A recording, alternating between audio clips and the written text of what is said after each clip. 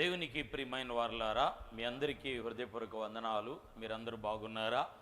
మరొకసారి ఈ గెచ్చమనే ఉదయకాలపు ఆశీర్వాదపు కార్యక్రమాల్లో మీతో కలుసుకోవటానికి మహాదేవుడు కృప అనుగ్రహించారు.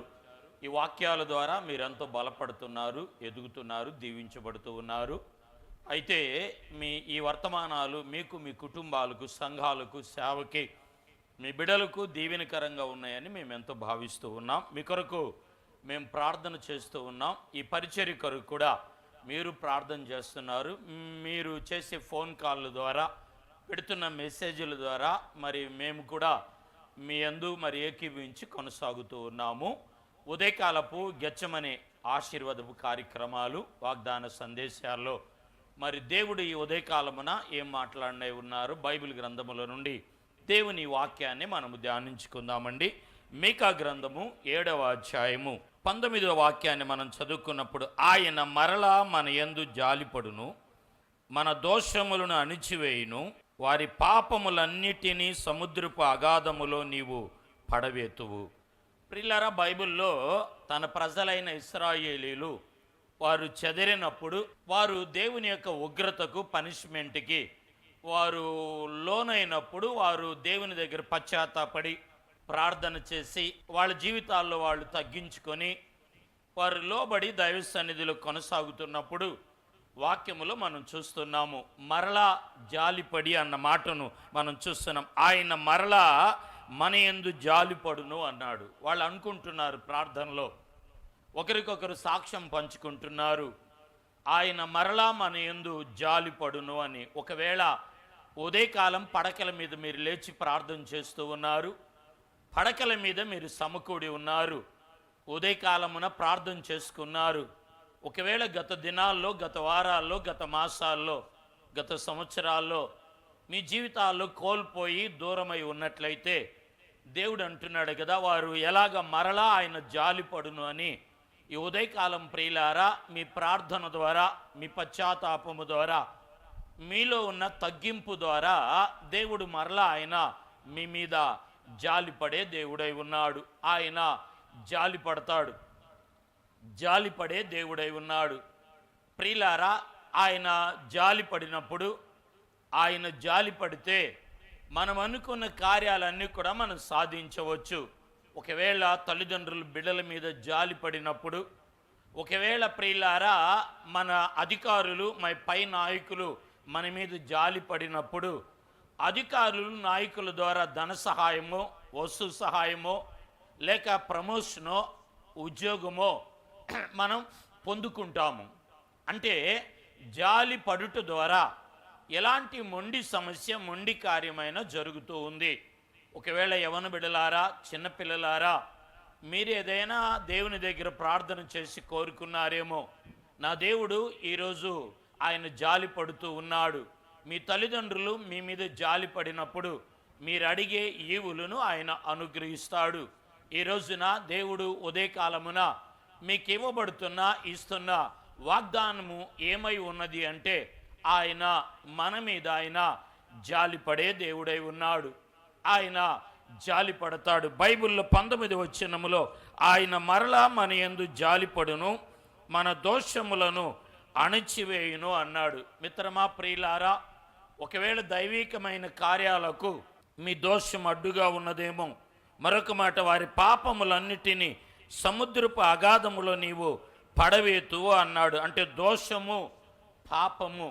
ఒకవేళ మీ ప్రార్థన ఫలించలేకపోవటానికి, మీ బిడ్డలకి కార్యాలు జరగకపోవటానికి, మీరు ఊహించిన రీతిలో మీ యొక్క సమస్యలో మీరు విడుదల కలగకపోవటానికి, ఒకవేళ మీ దోషాలు, మీ పాపంలో అడ్డుగా ఉన్నదేమో, నా దేవుడు అంటున్నాడు వాక్యముల నుండి, ఆయన మరలా మన యందు ఆయన జాలిపడే దేవుడై ఉన్నాడు.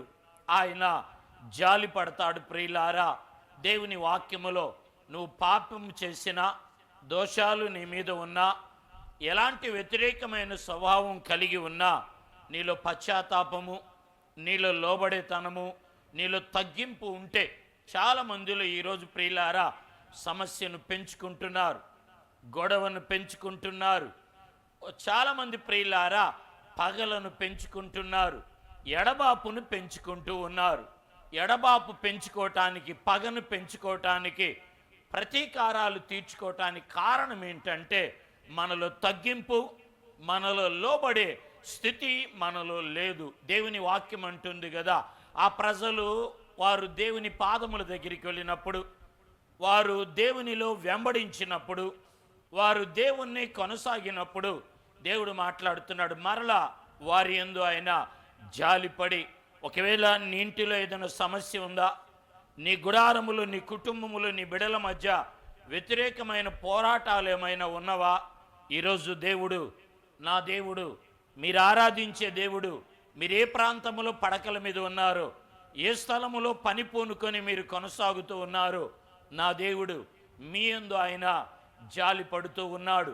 ఆయన జాలి పడినట్లయితే దేవుని వాక్యములో మనం చూస్తాం. బైబిల్ గ్రంథములో యెషయా గ్రంథం ప్రియులారా 49వ అధ్యాయములో 13వ వాక్య భాగాన్ని మనం చదువుకున్నప్పుడు, ఆయన జాలి పడినప్పుడు ఎలాంటి కార్యాలు జరుగుతాయో ఇక్కడ రాయబడుతుంది. శ్రమ నొందిన తన జనుల యందు జాలిపడి యెహోవా తన జనులను ఓదార్చి ఉన్నాడు. స్తోత్రం, హల్లెలూయా, ఆమేన్, హల్లెలూయా. అంటే దేవుడు జాలి పడినప్పుడు, దేవుడు తన ప్రేమను మన మీద కనపరిచినప్పుడు మనకు ఓదార్పు కలుగుతూ ఉంది. ఈరోజు మీరు ఏ ప్రాంతంలో, ఏ స్థలములో ఉన్నారో, ఈరోజు నా దేవుడు మాట్లాడుతున్నాడు కదా వాక్యములో నుండి, బైబిల్ గ్రంథములో నుండి. ప్రియులారా, ఆయన జాలి పడితే నీకు ఓదార్పు కలుగుతుంది. ఓదార్చే దేవుడై ఉన్నాడు, ఓదార్పుని అనుగ్రహించే దేవుడై ఉన్నాడు. ఒకవేళ అలజడిగా ఉన్నావా, గుండె చెదిరి ఉన్నావా, నీ జీవితంలో బలహీన దశలో ఉన్నావా, ఎవరు తోడు లేకుండా ఒంటరిగా నలిగిపోతూ ఉన్నావా, ఈరోజు దేవుని వాక్యములో దేవుడు మాట్లాడుతున్నాడు కదా, ఆయన మీ యందు, మన యందు ప్రియులారా జాలి పడినప్పుడు ఓదార్పు కలుగుతూ ఉంది. దేవుని వాక్యములో మనం చదువుకున్నప్పుడు లూకా సువార్త 10వ అధ్యాయములో ఒక వ్యక్తి ప్రియులారా కొట్టబడి అతడు కొర ప్రాణముతో ఉన్నప్పుడు దేవుని వాక్యములు చూస్తున్నాం కదా, అతన్ని అందరూ చూసి విడిచిపెట్టి వెళ్ళిపోయారు. ఆ పక్కన వెళ్తున్న ఒక సమరయుడు ఏం చేశాడంటే, ముందు లేవీడు వెళ్ళాడు, యాజకుడు వెళ్ళాడు. ప్రియులారా, గొప్ప గొప్ప వారంతా వెళ్ళారు కానీ ఎవరు పట్టించుకోలేదు. ఒక సమరయుడు ఏం చేశాడంటే, లూకా సువార్త 10వ అధ్యాయము 34వ వాక్య భాగంలో ప్రియులారా, అతన్ని బైబిల్లో మనం చూస్తున్నాం కదా, అతని మీద జాలిపడి అతన్ని ఓదార్చి పరామర్శించినని మనం చూస్తాం. అక్కడ రాయబడుతున్న మాట, పూట కూలి వాని ఇంటికి తీసుకొని వెళ్ళి అతన్ని పరామర్శించెను. బైబిల్లో చూస్తున్న దేవుని యొక్క జాలి, దేవుని యొక్క ఓదార్పు మీ మీద ఉన్నట్లయితే పరామర్శిస్తాడు నా దేవుడు. మీ కార్యాలు ఎక్కడ మునిగినాయో, ఎక్కడ దాగినాయో, ఎక్కడ మరుగై ఉన్నాయో దేవుని వాక్యములు మనం చూస్తున్నాం కదా, ఆయన పరామర్శించే దేవుడు. ఈరోజు ఉదయకాలం దేవుడు ఇస్తున్న వాగ్దానం ఏమిటంటే, ఆయన జాలిపడి నీ మీద ఆయన పరామర్శించి ఓదార్చే దేవుడు. నీవు అనుకున్న కార్యాన్ని ఆయన నెరవేర్చి ప్రయాణం కడుతున్నావా, నువ్వు ఎక్కడికైనా పని పూనుకుంటున్నావా, నీ కుటుంబంలో ఒక తీర్మానం చేసుకుంటున్నావా, వాక్యములో దేవుడు అంటున్నాడు కదా బైబిల్ గ్రంథములో, ఆయన నిన్ను దేవుని వాక్యములో ఆయన జాలిపడి ఓదారుస్తాడు, పరామర్శిస్తాడు. నీ కార్యాలను నెరవేర్చి ఆయన ఓదార్చి మిత్రమా ప్రియులారా నిన్ను పరామర్శించే దేవుడై ఉన్నాడు. ఉదయకాలం ఏ ప్రాంతంలో, ఏ స్థలములో ఉన్నావో మీరు మ్రోక్రియండి. మీ నిమిత్తం నేను ప్రార్థన చేస్తాను. ప్రేమ కలిగిన మా తండ్రి, సర్వాధికారి, మహిమా స్వరూపుడా, మీకు వందనాలు. ఇంతవరకు ఉదయకాలము లేచి నీ బిడ్డలు పడకల మీద ప్రార్థిస్తున్నారు. ఏ బలహీనతతో ఉన్నారో పరామర్శియండి, ఏ సమస్యతో ఉన్నారో వారిని ఓదార్చండి ప్రభువా. ఎలాంటి పరిస్థితులు కృంగి ఉన్నారో మీరు జాలిపడి ఓదార్చే దేవుడు అయి ఉన్నావయ్యా. ఓదార్పు అనుగ్రహి. ఈ గచ్చమనే వాగ్దాన సందేశాల్లో ఏ ప్రాంతములో, ఏ స్థలములో నుండి ఈ వర్తమానాలు వింటున్నారో మేలులతో దీవెనతో నింపమని యేసు నామమున ప్రార్థించి అడిగి పొంది నాము తండ్రి, ఆమేన్. God bless you. ఉదయకాలం దేవుడు మిమ్మల్ని దీవించునుగాక. రేపు ఉదయకాలం మరలా కలుసుకుందాం. ఈ గెత్సేమనే వాగ్దాన సందేశాల్లో దేవుడు మిమ్మల్ని, మీ కుటుంబాలను దీవించి ఆశీర్వదించునుగాక.